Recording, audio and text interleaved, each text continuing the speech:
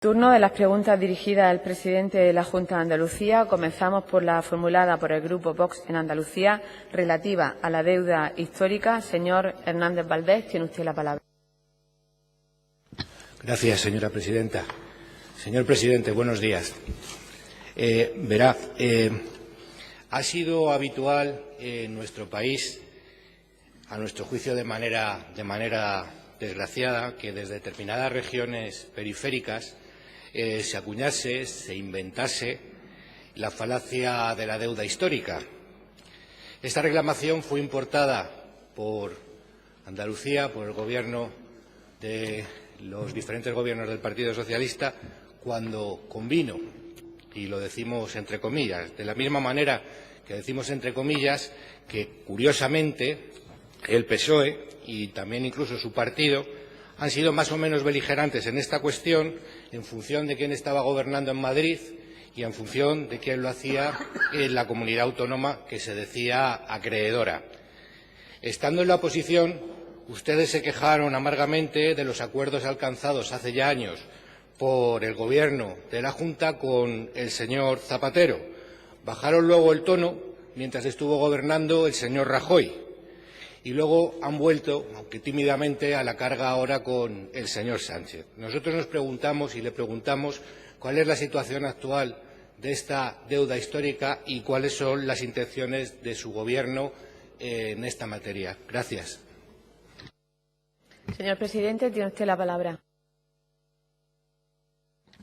Muchas gracias, señora presidenta. Señor Hernández, este Gobierno, como cualquier otro Gobierno, jamás va a renunciar a algo que es evidente, ¿no?, y que es razonable, ¿no?, que es a todo aquello que considere legítimo para el interés general de los andaluces, ¿no? Como sabe, la denominada deuda histórica tiene su origen en una disposición adicional segunda del Estatuto de Autonomía de Andalucía. Se trata de asignaciones complementarias que tenían que recogerse los que eran los presupuestos generales del Estado para garantizar lo que era el nivel mínimo de las prestaciones de servicios transferidos como la sanidad, como la educación o como la vivienda. Se fundamentaban en que las circunstancias socioeconómicas de Andalucía impedían la prestación de ese mínimo en esos servicios que son fundamentales para la población, ¿no? La problemática se centró sobre todo en su cuantificación. Hubo mucho debate sobre cómo cuantificar esa deuda histórica. Tras años de negociación, en el año 2009, la Comisión Bilateral de Cooperación Junta de Andalucía-Estado acordó la cuantía de 1.204 millones de euros.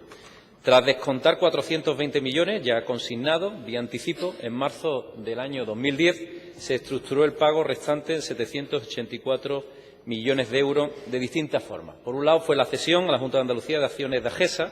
AGESA era la empresa que gestionaba los activos de la Expo por un importe de 509 millones de euros, 22 inmuebles repartidos por varias provincias con un importe total, una cuantía de 273 millones de euros y 1,9 millones de euros en metálico que, por cierto, nunca llegaron a cobrarse.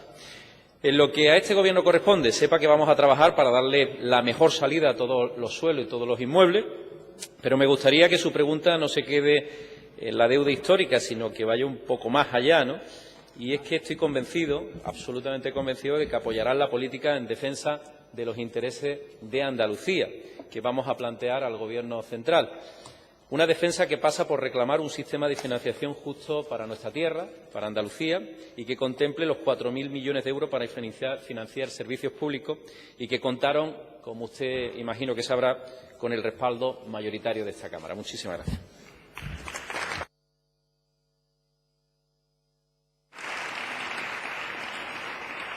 Señor Hernández.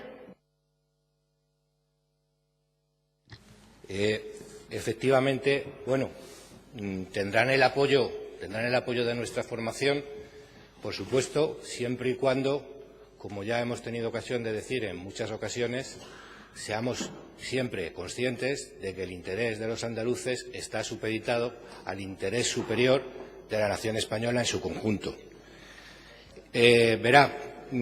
Efectivamente tienen ustedes, creo que es el punto 31 del acuerdo de gobierno que tienen con Ciudadanos, exigir al Gobierno de la Nación la reforma inmediata del modelo de financiación autonómica, defendiendo los intereses de todos los andaluces, como usted ha venido manifestando. Tenemos dudas de si este punto hubiera tenido esta redacción si en ese momento, si a la sazón, cuando ustedes suscribieron ese acuerdo, hubiera estado gobernando un partido diferente al que lo estaba haciendo, como ha sido habitual y decíamos antes. Verá, nosotros de todas maneras este tipo de enunciados no nos gustan. No creemos en este tipo de argumentaciones. Nosotros no creemos en deudas históricas porque fundamentalmente no creemos en el Estado autonómico. No creemos en el Estado autonómico y lo hemos dicho en multitud de ocasiones. Bueno, ahora podrán seguir ofendiéndonos tranquilamente. A nosotros no, a los más de 600.000 andaluces que nos han votado en las pasadas elecciones. Podrán llamarnos tóxicos, en fin, o lo que gusten. Eso lo único que hace es retratarles a ustedes. Verá, nosotros creemos, como decía antes, que hay un solo interés general, que es el de la nación española en su conjunto, y que es ese interés único el que hace y que determina dónde se debe invertir, dónde se debe dar preponderancia al fomento de las actividades económicas, al desarrollo de las obras públicas, que normalmente debe de ser allí donde es más necesario y no donde los intereses electorales, siempre cambiantes y normalmente casi siempre injustos, pues puedan ir determinando. De esto creo que se va a hablar ahora en una PNL que ha sido planteada además también por su formación, pero en ese sentido hay que decir que la realidad es que esa reforma del modelo de financiación al que ustedes hacen referencia y que ustedes se marcan como objetivo en el acuerdo de gobierno, la realidad es que eso pasa forzosamente por la solidaridad interregional, que conllevaría de manera determinante el cese, que se impidan aberraciones como los cupos y conciertos vasco y navarro. Eso ha hecho que regiones ricas, que se hayan visto siempre privilegiadas respecto de otras más pobres, como es el caso de Andalucía. Y eso no ha sido algo que ustedes, cuando han estado gobernando en Madrid, hayan atacado con la necesaria firmeza. Ni siquiera se lo han cuestionado, diríamos, incluso. También ha sido tradicional y muy habitual y que en un momento dado, pues para contentar a estas gentes del nordeste peninsular, a la insurgencia, que seguro que se les suena bien a ustedes, ¿no? A esto les gusta, ¿no? Lo de insurgencia, ¿verdad? Pues que a esta gente del nordeste peninsular, como digo, bueno, pues normalmente se les ha intentado contentar con más dinero de todos. Pero bueno, la realidad es que siempre es insuficiente, porque aún ahora siguen pidiendo. Son insaciables y ustedes ya deberían de saberlo, ustedes y ustedes. Pero bueno, en fin, han apoyado incluso mentiras, pues como la supuesta balanza fiscal. Verá, todo esto nosotros entendemos que pasa también inevitablemente por una reforma de la ley electoral. También tienen ustedes anunciada en su pacto de gobierno una reforma de la ley electoral andaluza. En este caso yo me refiero a la ley electoral, a la ley orgánica de régimen electoral general. Evidentemente, yo desde aquí pues les animo, les invito a ustedes y a sus socios de la formación Color Pomelo a que se animen y defiendan este tipo de reformas que son fundamentales, porque si no se reforma la ley electoral general difícilmente van a poder reformar el modelo de financiación interregional al que ustedes hacían alusión. Muchas gracias.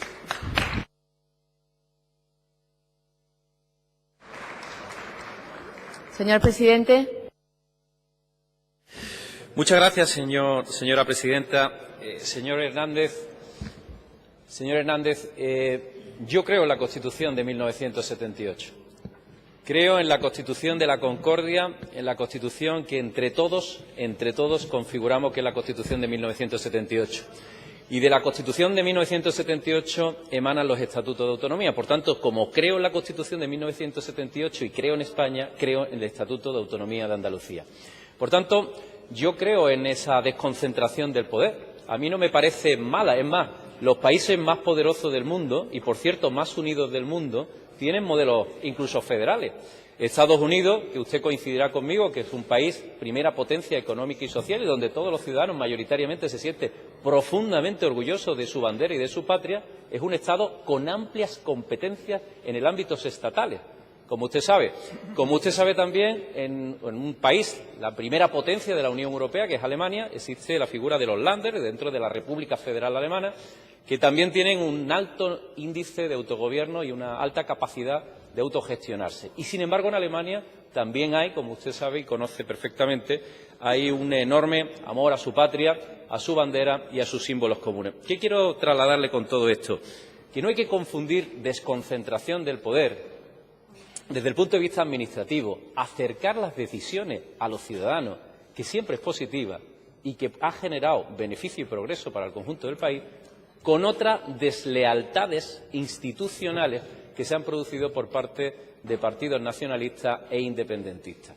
Que evidentemente ahí no estoy en absoluto de acuerdo con las posiciones y las reivindicaciones de esos partidos que son claramente egoístas, de esos partidos que no creen en un proyecto común y compartido de éxito que es España, y con esos partidos que lo que quieren es romper un proyecto de historia común medio milenaria, de la que nos sentimos profundamente orgullosos, especialmente en mi grupo parlamentario y en el seno del Gobierno de coalición Partido Popular y Ciudadanos. Por eso, yo le quiero trasladar a usted la historia del modelo de financiación. El modelo de financiación autonómico se pacta por parte del señor Rodríguez Zapatero no con el Partido Popular, que gestionaba más de la mitad de las comunidades autónomas de España. Lo pacta con Esquerra Republicana de Cataluña para consolidar una posición, digamos, de mayoría parlamentaria en el Congreso y, además, amparado por el famoso tripartito que gobernaba la Generalitat de Cataluña. Una enorme irresponsabilidad, porque la financiación autonómica siempre debe de reposarse, descansar sobre las dos grandes formaciones, o por las formaciones políticas que creen en España, que creen en la nación española. A partir de ahí, ¿qué ha pasado? Evidentemente es un modelo que primaba los intereses de Cataluña, pero que perjudicaba a Andalucía. ¿Cuál ha sido nuestra posición y cuál ha sido mi posición a lo largo de estos años? Mire usted, yo siempre he reivindicado que el modelo de financiación autonómico para Andalucía era malo. Y lo he reclamado cuando gobernaba el Partido Popular y el señor Rajoy era presidente del Gobierno de España. Hasta tal punto lo he reclamado, y puede usted recogerlo en las actas de este Parlamento y en los medios de comunicación, que cuando se creó una comisión de estudio para ver un nuevo modelo de financiación autonómica y las necesidades financieras de Andalucía, cuando llegó a un acuerdo aquí por parte de los expertos reclamando los 4.000 millones de euros adicionales a Andalucía, este grupo al que yo pertenezco votó a favor de esos 4.000 millones de euros, de esa reclamación de 4.000 millones de euros al gobierno del presidente Rajoy. No gobernaba el Partido Socialista, sino gobernaba el Partido Popular y gobernaba el señor Rajoy. Y probablemente esa reclamación no le hizo mucha gracia a aquel entonces ministro, por aquel entonces el ministro de Hacienda, el señor Montoro, pues probablemente. Pero mi responsabilidad, evidentemente, en ese momento era hacer lo que pensaba, ser coherente. Y yo siempre he sido coherente en la defensa de los intereses de Andalucía por una razón, porque me han elegido los andaluces para que les represente. Eso no significa que yo menoscabe los intereses de los españoles, en absoluto. Yo soy profundamente andaluz y, como soy profundamente andaluz, soy profundamente español. Es mi manera de entender España, siendo andaluz, mi manera de sentir España desde el sur.